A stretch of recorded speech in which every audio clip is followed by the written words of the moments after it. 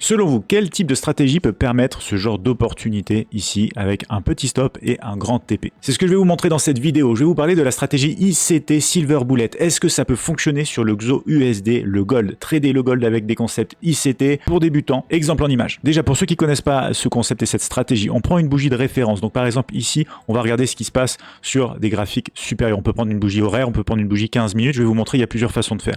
On prend le creux de cette bougie-là et si du coup le cours vient à tester comme ça, par exemple, hop, il se construit à l'intérieur, hop, ici, il revient par exemple par là, revient une dernière fois par ici et revient comme ça, réintégré, et bien là, par exemple, on peut y voir ce genre de comportement. Donc là, je vais l'ajuster par rapport, par exemple, à ça. C'est-à-dire cassure de ce sommet-là, retour sur une zone, du coup, intéressante, en fait, d'intérêt. On pourrait dire un FVG, on pourrait dire une zone de demande, on pourrait dire un OB.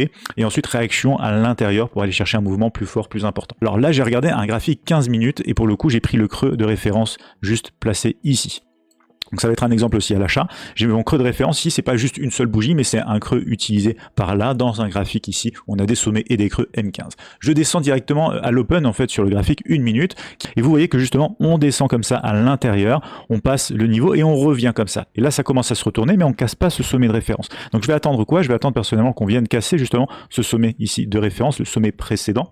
Vous allez le retrouver cassé juste ici et seulement après sur un retracement. Alors j'ai attendu plus que de revenir tout simplement dans cette zone ici par exemple de demande ou de simplement dans ce FVG, j'ai attendu de voir des réactions en termes de comportement de bougie, chandelier japonais. Donc directement j'aurais pu prendre par exemple ici, j'aurais pu prendre par là, j'ai pris un petit peu tard ici, mais ça m'a permis du coup d'avoir une entrée plus que confirmée puisqu'on avait eu un retournement par exemple ici en plusieurs étapes déjà et une cassure vis-à-vis du sommet précédent non négligeable. Et donc j'ai obtenu ici les 3744 $ l'once d'or, ça m'a permis d'aller ici, je vais vous montrer ça jusqu'à un TP3.